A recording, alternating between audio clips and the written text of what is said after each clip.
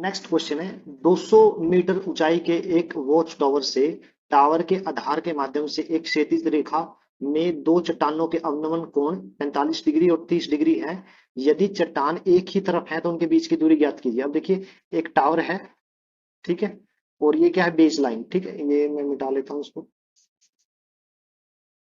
और यहाँ पे एक बेस लाइन है, ये इस तरीके से, ठीक है। और यहाँ पे दो पॉइंट है बेस लाइन पे, एक पॉइंट ये है, एक पॉइंट ये है, ठीक है। तो इस टावर के अवनमन कोण कितने दिए हुए हैं? अवनमन कोण 30 डिग्री और 45 डिग्री, ठीक है। ये 30 डिग्री दिया हुआ है और ये 45 डिग्री, ठीक है। ये पॉइंट क्या है बेस का? ओ। ये पॉइंट ए है, ये पॉइंट बी है और ये सी है, ठीक है। हमें क्या निकालना है? बी और सी, हमें निकालना है बी सी की लेंथ फाइंड आउट करनी है। देखिए अगर अभी जो वैल्यू दी हुई है मैं उसको कंसीडर नहीं करूंगा।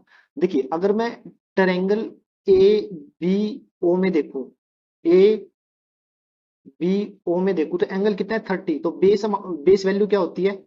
जो परपेंडिकुलर है, ये 90 डिग्री का एंगल है, ये तो परपेंडिकुलर है वो एक होता है, और जो कर्ण है वो दो होता है, और बेस जो वैल्यू होती है वो कितनी होती है?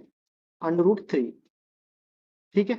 अब मैं ट्रायंगल देखता हूँ, मतलब परपेंडिकुलर एक होता है, बेस √3 होता है, और जो हाइपोटेन्यूज है वो 2 होता है, ठीक है।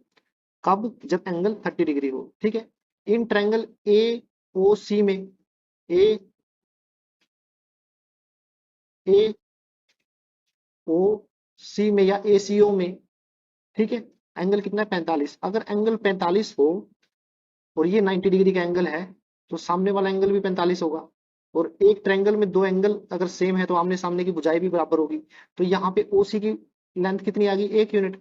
और अगर मैं पी बी एच निकाल लूं, यहाँ पे परपेंडिकुलर ओ ए पहले से ही एक था तो बेस अपने आप एक हो गया, ठीक है। एच निकालने की जरूरत नहीं है, इसकी जरूरत नहीं है, ठीक है।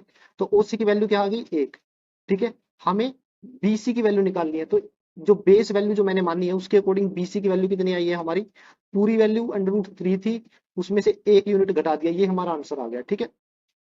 लेकिन लेकिन हमें दिया हुआ है, अब देखिए हमें क्या दिया हुआ है, हमें दिया हुआ है टावर की ऊंचाई कितनी है? 200 मीटर। हमने टावर की ऊंचाई 1 यूनिट मानी हुई थी, तो अगर मैं इसको 200 से गुना कर दूं तो 200 मीटर आ जाएगी। अगर मैं इसको 200 से गुना कर रहा हूं तो मुझे इसको भी 200 से गुना करना पड़ेगा। और जो मेरी बीसी की वैल्यू क्या आई थी? √3 - 1, इसको भी 200 से गुना करना पड़ेगा। तो बीसी की जो वैल्यू निकालनी थी वो हमारी क्या आ गई? 200 इंटू √3 - 1, ठीक है ना, ये आ गई। तो ये हमारा आंसर है, ठीक है। ये इतनी कैलकुलेशन जो की है ये सिर्फ आपको समझाने के लिए की है, वरना ये जो मेथड है काफी इजी है, ठीक है ना। तो आप देखिए ऑप्शन सी में थोड़ा सा मिस्टेक है, ये क्या होगा? √3 - 1 आएगा, ठीक है ना। तो ऑप्शन सी जो है वो सही आंसर है।